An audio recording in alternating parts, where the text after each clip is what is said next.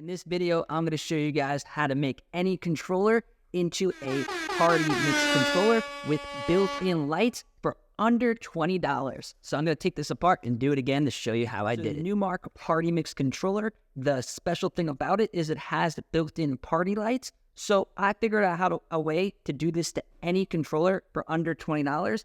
And I'm going to be using these.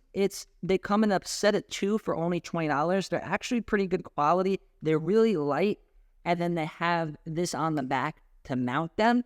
And then they plug into the wall, and then there's a remote, and the remote can control both of them. You could change the color, you could change everything.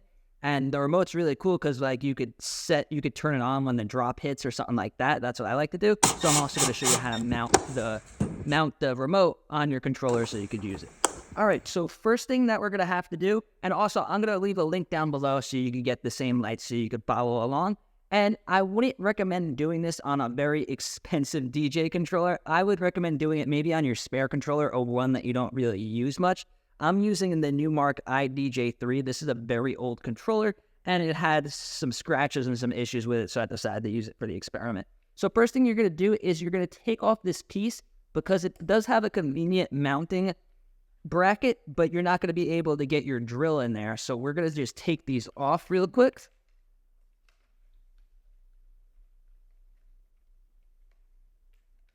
And now we're going to choose a spot that isn't going to interfere with any of the buttons or the knobs. This is going to be different on whichever controller you use, but it's really important. You want to make sure that it adds to your controller. It doesn't take away, and you don't want it to take away from the buttons or knobs. So this one has the EQs up here, so I'm going to be mindful of that.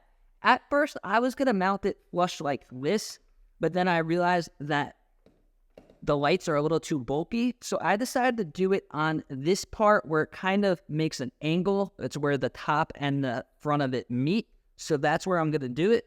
And what I had to do was find a screw that is big enough that it can go through and it will hold it so that the screw won't go through, obviously. And now I'm going to mount it in the spot that I decided to. So I'm just going to put it over here, hold this in. You could even use a screwdriver, but it'll be easier with a power drill. I'm using my Milwaukee, my favorite drill in the world. And there we go. There's the first one. And then to put these back, it's simple. They're just little screws. I might fast forward it a little bit because it's not that exciting. But you're going to want the wire on the bottom. You see how I put the wire on the top? Just flip it over, have the wire on the bottom and around so you can organize your cables a little bit better. So we're just going to go like this. Boom. Go this.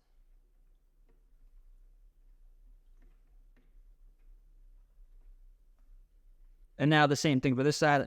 Make sure I wear my safety glasses. And we're just going to mount it over here.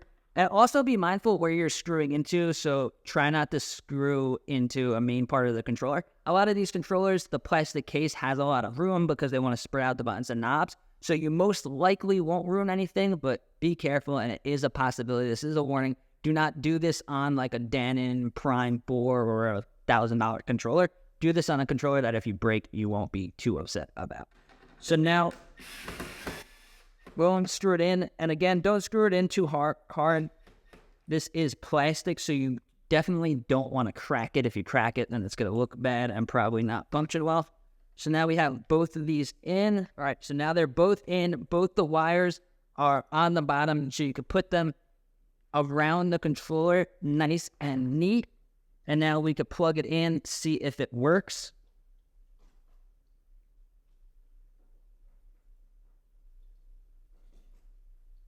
And there we go. They're both on. We could change it with the remote. Do different settings. Turn it off.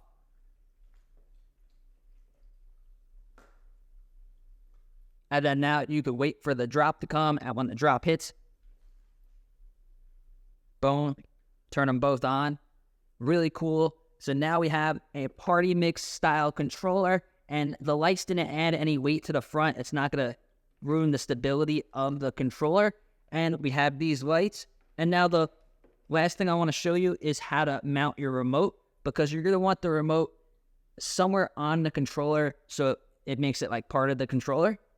So I chose to do it on the back here. I just put 2 screws in the back, and then you just squeeze the remote in and just make sure that it doesn't interfere the crossfader or anything else in the controller.